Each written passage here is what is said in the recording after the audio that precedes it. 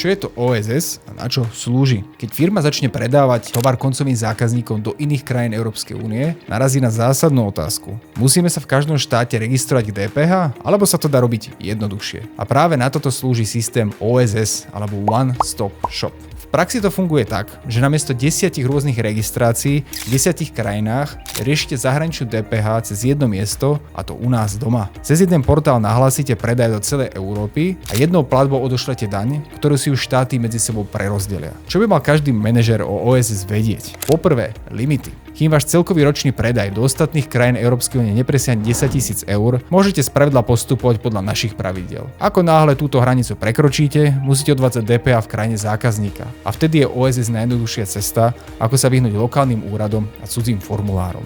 Po druhé, sadzby. OSS neznamená, že existuje jedna európska DPH. Stále musíte na faktúru použiť sadzby krajiny, kde sedí váš zákazník. Systém vám zjednodušuje len to podanie, nie samotné pravidlá. Po tretie, obmedzenia. OSS nie je liek na všetko. Nesťahuje sa na B2B predaje a hlavne nerieši situácie, keď máte v inej krajine fyzický sklad. Ako náhle držíte tovar napríklad skade v Nemecku, musíte sa tam k DPH registrovať bez ohľadu na to, či OSS používate alebo nie. Záver je jasný. OSS je skvelý nástroj na škálovanie e-shopu do zahraničia bez nekonečných papierovačiek, ale musíte presne vedieť, kde končia jeho možnosti a kde už nastupuje povinná lokálna registrácia.